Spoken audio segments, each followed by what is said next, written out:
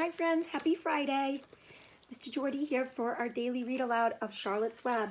We are in chapter 14, and that chapter is called Dr. Doran. The next day was Saturday. Fern stood at the kitchen sink drying the breakfast dishes as her mother washed them. Mrs. Arable worked silently. She hoped Fern would go out and play with the other children, instead of heading for the Zuckerman's barn to sit and watch the animals. Charlotte is the best storyteller I ever heard, said Fern, poking her dish towel inside a cereal bowl. Fern, said her mother sternly, you must not invent things. You know spiders don't tell stories. Spiders can't talk. Charlotte can, replied Fern. She doesn't talk very loud, but she talks. What kind of story did she tell? Asked Mrs. Arable. Well, said Fern, she told us about a cousin of hers who caught a fish in her web. Don't you think that's fascinating? Fern, dear, how would a fish get in a spider's web? Asked Miss Arable. You know it couldn't happen. You're making this up. Oh, it happened all right, replied Fern. Charlotte never fibs. This cousin of hers built a web across a stream. One day she was hanging around on the web, and a tiny fish leaped into the air and got tangled in the web. The fish was caught by one fin, Mother. Its tail was wildly thrashing and shining in the sun. Can't you just see the web sagging dangerously under the weight of the fish? Charlotte's cousin kept slipping in and dodging out. She was beaten mercilessly over the head by the wildly thrashing fish. Dancing in, dancing out, throwing. Fern, snapped her mother. Stop it. Stop inventing these wild tales. I'm not inventing, said Fern. I'm just telling you the facts. What finally happened? Asked her mother, whose curiosity began to get the better of her. Charlotte's cousin won. She wrapped the fish up, then she ate him when she got good and ready. Spiders have to eat, the same as the rest of us. Yes, I suppose they do, said Mrs. Arable, vaguely. Charlotte has another cousin who is a balloonist. She stands on her head and lets out a lot of line, and it carries aloft on the wind. Mother, wouldn't you simply love to do that? Yes, I would, come to think of it, replied Mrs. Arable. But Fern, darling, I wish you would go play outdoors today instead of going to Uncle Homer's barn. Find some of your playmates to do something nice outdoors. You're spending too much time in that barn. It isn't good for you to be alone so much. Alone? Said Fern. Alone? My best friends are in the barn cellar.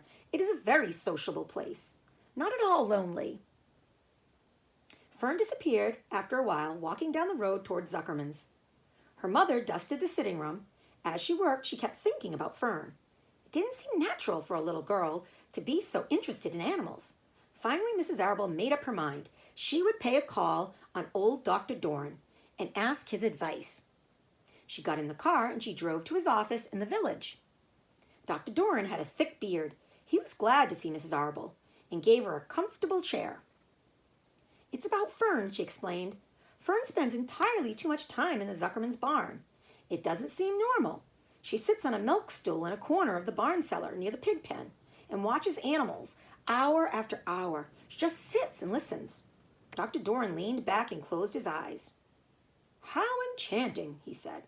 It must be real nice and quiet down there. Homer has some sheep, hasn't he? Yes, said Mrs. Arable. But it all started with that pig we let Fern raise on a bottle. She calls him Wilbur. Homer bought the pig, and ever since it left our place, Fern has been going to her uncle's to be near it. I've been hearing things about that pig, said Dr. Doran, opening his eyes. They say he's quite a pig. Have you heard about the words that appeared in the spider's web? Asked Mrs. Arable nervously. Yes, replied the doctor. Well, do you understand it? Asked Miss Arable. Understand what? Do you understand how there could be any writing in a spider's web? Oh, no, said Dr. Doran. I don't understand it. But for that matter, I don't understand how a spider learned to spin a web in the first place. When the words appeared, everyone said they were a miracle, but nobody pointed out that the web itself is a miracle. What's miraculous about a spider's web? Said Mrs. Arable. I don't see why you say a web is a miracle. It's just a web. Ever try to spin one? Asked Dr. Doran. Mrs. Arable shifted uneasily in her chair. No, she replied, but I can crochet a doily and I can knit a sock. Sure, said the doctor, but somebody taught you, didn't they? Here's a picture of Dr. Doran and Miss Zarble.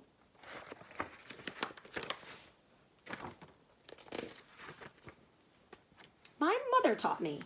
Well, who taught a spider? A young spider knows how to spin a web without any instructions from anybody. Don't you regard that as a miracle? I suppose so, said Mrs. Zarble. I never looked at it that way before. Still, I don't understand how those words got into the web. I don't understand it, and I don't like what I can't understand. None of us do, said Dr. Doran, sighing. I'm a doctor. Doctors are supposed to understand everything, but I don't understand everything, and I don't tend to let it worry me. Mrs. Zarble fidgeted. Fern says the animals talk to each other, Dr. Doran. Do you believe animals talk? I never heard one say anything, he replied. But that proves nothing.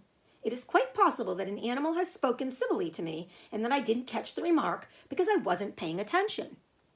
Children pay better attention than grown-ups. If Fern says that the animals in Zuckerman's barn talk, I'm quite ready to believe her. Perhaps if people talked less, animals would talk more. People are insistent talkers. I can give you my word on that. Well, I feel better about Fern, said Mrs. Zarble. You don't think I need to worry about her? Does she look well? Asked the doctor. Oh, yes. Appetite good? Oh, yes, she's always hungry. Sleep well at night? Oh, yes. Then don't worry, said the doctor. Do you think she'll ever start thinking about something besides pigs and sheep and geese and spiders? How old is Fern?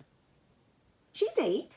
Well, said Dr. Doran, I think she will always love animals, but I doubt that she spends her entire life in Homer Zuckerman's barn cellar. How about boys? Does she know any boys? She knows Henry Fussy, said Mrs. Zarble brightly. Dr. Doran closed his eyes again and went into deep thought. Henry Fussy, he mumbled. Remarkable. Well, I don't think you have anything to worry about. Let Fern associate with her friends in the barn if she wants to. I would say, offhand, that spiders and pigs were fully as interesting as Henry Fussy. Yet I predict that the day will come when even Henry will drop some chance remark that catches Fern's attention. It's amazing how children change from year to year. How's Avery? He asked, opening his eyes wide. Oh, Avery, chuckled Mrs. Zarble. Avery is always fine. Of course, he gets into poison ivy and gets stung by wasps and bees and brings frogs and snakes home and breaks everything he lays his hands on. He's fine. Good, said the doctor. Mrs. Zarble said goodbye and thanked Dr. Doran very much for his advice. She felt greatly relieved. And that is the end of chapter 14.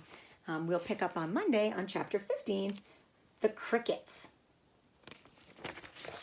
Have a nice weekend, everybody, and looking forward to seeing everybody on Monday at our very first virtual meeting, 10:30 a.m. Bye, friends.